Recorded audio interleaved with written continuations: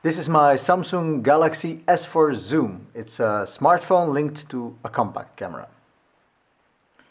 So I'll switch it on for you. So it's a fairly standard Android implementation, although Samsung likes to throw in a couple of their own applications, which you don't have to use, but of course you have to remove them if you don't like them. I'll start with one of the biggest disadvantages of this thing.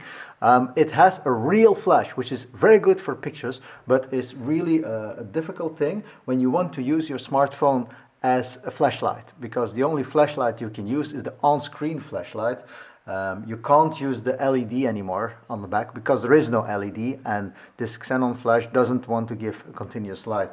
So you can't use that. But for the rest, it's really my ideal device because it's smaller than my previous phone. My previous phone was a Google Nexus 4. And because of the smaller size, the thickness doesn't bother me so much. So it still really fits my pockets well. So that's nice. For the rest, I just installed all of my usual applications. You will see that it's a bit slower than the top-end phones of today because yes, the CPU and the memory in here isn't that fast, but it's still alright, so you have to get used to it a bit. You will see that everything is working as normally.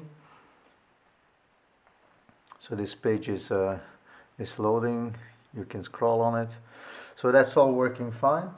What more can I say? Yes, the email application isn't the standard plain vanilla Android email application. So you see that it has a bit of a different look and feel, which I don't like, but anyhow, it's usable. Gmail is a standard Google Mail application, so that's working fine with all of the labels and stuff. And the phone is the phone application is also a bit customized, so you see that it has a different look and feel than the standard Android phone application. One thing which is also changed is the clock. When you go to the alarm clock, you will see that this is also a custom application made by Samsung and not the standard Android application. But for the rest, it's a fairly plain vanilla phone, which you can use just like any other Android phone. Let's switch on the camera because that is one of the major features of this smartphone. The camera can be switched on in several ways, but to switch it on, you first have to unlock it because when your device is in your pocket, it's in this state, it's locked. So you can't just push the button here and start taking pictures. You can't just turn it on and start taking pictures. You really have to unlock it, and only then you can make a long push on the shutter button and your camera will switch on and be ready to take a picture. I took a picture now. I switched off all of the sounds because I think these are very annoying. The other way to switch on the camera is when you finally unlocked your device, you can also turn on the zoom ring. So I'll turn it, and when you turn the zoom ring, this image pops up, and this should be a faster way to access the camera, but actually it's not, because you first need to select the right icon. Selecting the right icon means reading the text. Oh yeah, this is the auto mode, and then I need to push on the screen to activate that auto mode, and then my camera starts. So for me, the quickest way to start the camera is pushing the shutter button for a couple of seconds, and then it switches on, or of course just pushing the camera icon here. So the camera app by Samsung is really great because it allows you manual control. It's not great for usability because I would make it a little bit different, but when you push the mode button, you can go to expert mode, and here you can go to complete manual mode, meaning I can control the diaphragm, which is only 2 settings, so I'll choose the 8.8 now.